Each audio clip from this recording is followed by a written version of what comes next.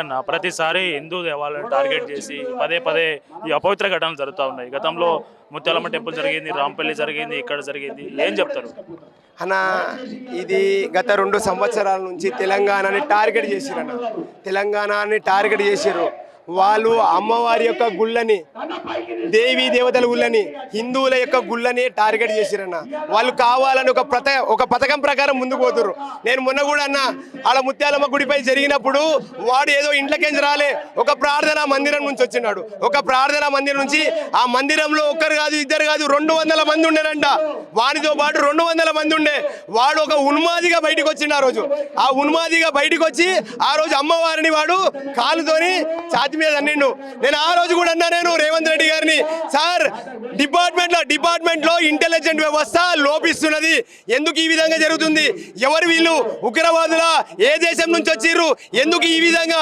నడిబొట్టున సికింద్రాబాద్ లో జరిగింది, ఈ రోజు అన్నలే ఆ 200 మందిలో నుంచే ఎవరో ఇక్కడికి వచ్చిండని చెప్పి అనుమానం వస్తుందన్న. ఈ విధమైన మేము ఆ రోజు కూడా అన్నా, మేము వానికి ఏ విధమైన శిక్ష చేస్తారు చెప్పండి? వానికి ఎవరి శిక్ష చేస్తారా? వాడు ఓపెన్ గా వాడు అన్నాడు కదా, మాకు హిందువులే టార్గెట్, మాకు హిందూ దేవాలయ టార్గెట్ అని ఓపెన్ గా అంటున్నాడు. వానికి ఏ విధమైన శిక్ష చేసిరు? హిందువులకు ఒకే దేశం కదా రేవంత్ రెడ్డి గారు, ఏ దేశం ఉంది ఇది?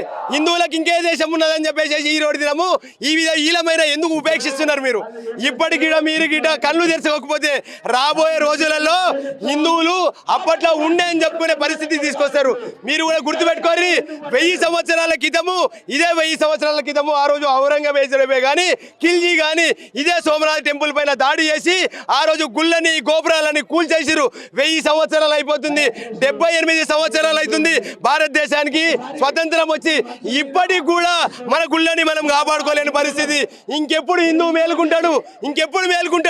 ఒకవేళ కూడా రేవంత్ రెడ్డి గారు తక్షణమే దీని మీద కూడా చర్యలు తీసుకోకపోతే రాబోయే రోజులలో తెలంగాణ రాష్ట్రము రావణ కాష్టం అవుతుందని చెప్పి తెలియజేస్తున్నాను.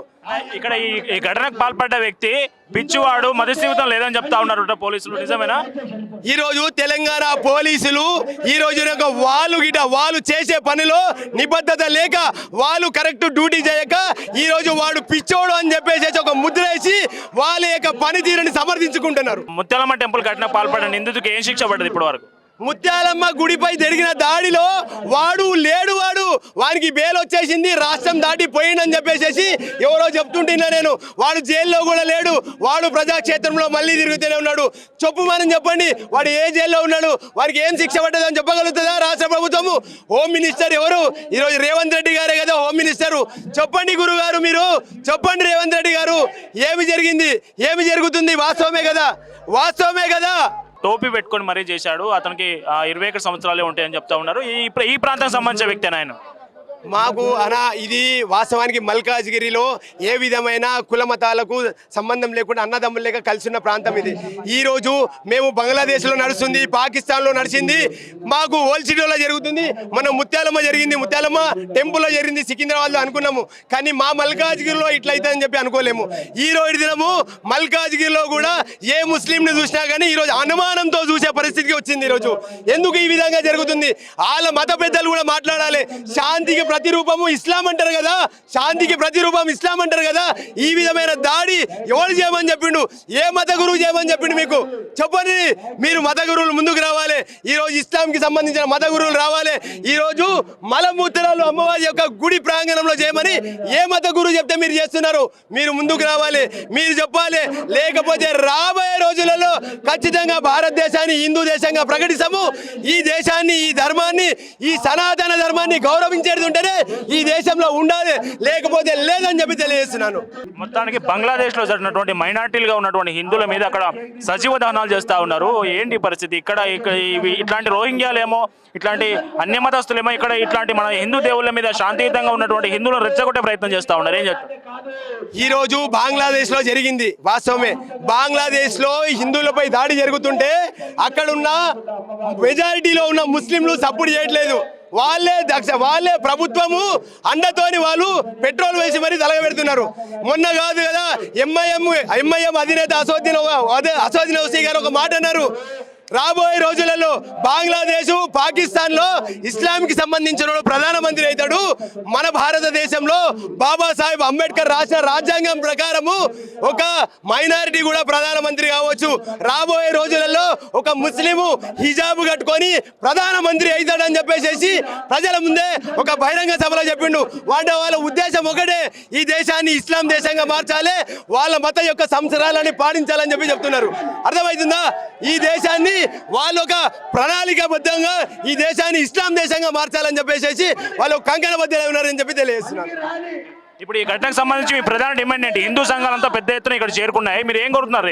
నేను ఇప్పటికే భారతదేశంలో ఉన్న హిందూ దేవాలయాలపైన, హిందువులపై జరుగుతున్న దాడులని, హిందువులపై జరుగుతున్న మత మార్పిడులపైన, హిందువులపై జరుగుతున్న లవ్ జిహాద్లపైన, హిందువులపై జరుగుతున్న ల్యాండ్ జిహాద్లపైన, ప్రతి దానిపైన భారత ప్రభుత్వం నిఘా పెట్టాలి, రాష్ట్ర ప్రభుత్వాలు నిఘా పెట్టాలి. ఇక నుంచి ఏ ఒక్క లవ్ జిహాద్ జరిగినా, ఏ ల్యాండ్ జిహాద్ జరిగినా, ఎవరిని మతం మారినా కానీ వాడు ఎవడైతే హిందూ అని చెప్పేసి అమ్మాయిలని మతం మార్చేసేసి వాని మతంలో తీసుకుపోయే ప్రయత్నం చేస్తున్నారో వాళ్ళకు కఠినమైన శిక్షలు వేయాలి, వాని ఈ దేశం నుంచి బర్తరఫ్ చేయాలని చెప్పి తెలియజేస్తున్నాను. ఎన్ని హిందూ సంఘాలు ఇక్కడ చేరుకున్నాయి? ఎక్కడెక్కడ ప్రాంతాల నుంచి వచ్చారు హిందూ? ఈ రోజు ఇక్కడ హిందువులు యావత్ హైదరాబాద్ నుంచి ప్రతి ఒక్కరు తెలిసిన ప్రతి ఒక్కరు ఈ రోజు దినము హిందూ అనుకునే ప్రతి ఒక్కరు వచ్చి ఈ రోజు నీ నా అనే కాదు, ఈ రోజు అమ్మవారిపై జరిగిన దాడి తన కుటుంబంపై జరిగిన దాడిగా భావించి ఇక్కడికి అందరూ పెద్ద ఎత్తున నిన్న రాత్రి నుంచి వందలాది మందిగా వస్తూనే ఉన్నారు. హిందువులకు ఏం పిలుపునిస్తారు? ఇట్లాంటి ఘటనలకు సంబంధించి హిందువులకు ఏం పిలుపునిస్తారు మీరు?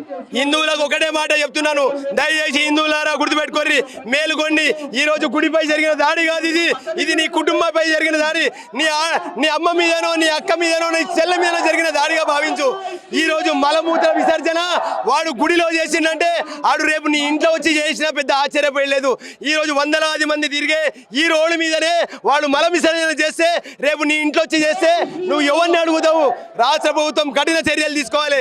ఇసుంటోళ్ల పైన కూడా చెయ్యని పక్షంలో రాబోయే రోజుల్లో ఇదే హిందువులు కంకణబద్ధులై ఎవరైతే అన్యమతస్తులు ఈ కార్యక్రమాలకు పాల్పడుతున్నారో వాళ్ళని ఎదుర్కొనే పరిస్థితి వస్తాయని చెప్పి తెలియజేస్తున్నాను.